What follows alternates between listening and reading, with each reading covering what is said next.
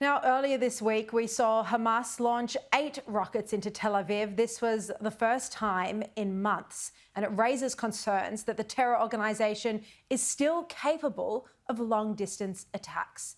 It prompted an Israeli airstrike into the southern Gaza city of Rafah, which has killed 2 senior Hamas terrorists, and tragically, 45 civilians were also killed.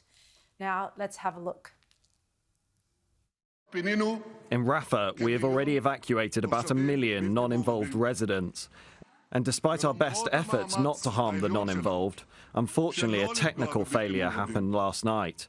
We're investigating the case. We will present the conclusions because this is our policy. And that's Israeli Prime Minister Benjamin Netanyahu. And I'm joined now by Israeli politician Sharren Haskel in Israel. Sharren, thank you for joining us once again. Look, can you tell us how these civilian deaths occurred and what's the latest with the ongoing IDF movement into Rafah? First of all, it's important to note, Sharri, we've been discussing now for months about an operation in Rafah, trying to get as many civilians away from it. We've warned, we've opened safe crossings for them to actually cross to another area, safe zone. But unfortunately, as Hamas is using them as a human shield, some of them, and many of them actually, decided to actually stay. And so we continue to reiterate and say over and over again, anyone in Rafah needs to go out. There are safe zones, there are safe areas, safe passage where they can actually move into other refugee safe zones and safe area. Are your reports that the civilians are choosing not to leave, choosing not to evacuate, or is Hamas actually blocking their exit? So Hamas, in many cases, is actually threatening them and blocking as well. I mean, we've seen them in many occasions shooting with snipers people who are trying to flee from the war area. So it is very, very difficult. Hamas know that they need to be surrounded by children, by women, and they in the hope that that's what's going to save them. And so many operations that were canceled were exactly because of that. But we need to understand, Hamas fired rockets into our main cities, major cities, where thousands could have been injured. And Hamas is firing them from safe zones, from humanitarian areas, from United Nations facilities and schools. This is what it's actually using as military bases to fire those rockets. And so in the video that was published as well, and I've actually sent that to you as well just a few minutes ago, you see the areas of where the event actually happened, okay? And you see a big fire.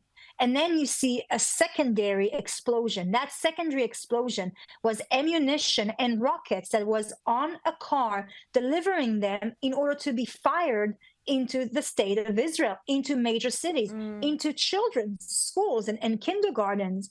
And so, I mean, in this event, Israel needs to defend itself. It needs to defend its children. And this is a very unfortunate event. And we are trying to avoid as much as possible civilian casualties. But unfortunately, Hamas is actually using them and abusing them. Yep. Well, very well said. Now, in Australia, we have a national broadcaster funded by the taxpayer. And the ABC has described Hamas's rocket attacks on Tel Aviv just on Sunday night, and this was in a social media post, as a show of resilience. A show of resilience. That's an ABC social media post describing the terrorist group Hamas's attack on Israel just on Sunday night. What's your response to this, Sharren Haskel? It's heartbreaking. And I think, you know, it's things that it's very difficult to understand. And I'll explain to you why. The war that Israel is fighting right now is not just a war against Hamas. This is a war against Iran. Iran that's trying to push through Hezbollah, radical Islam throughout the world. It's here in Israel. It's in Europe. It's in your home as well, in Australia. You've seen that, you've experienced that. And so we have to fight together radical Islam, what you're seeing, the military training of China, North Korea, Russia, and Iran show how much their appetite has grown because their propaganda works. I mean, those people that you see chanting these things in the streets, like any mean necessary, means that murdering, raping, burning children is somehow can be justified. I mean, this is absolute idiot in the service of radical Islam. And you know what?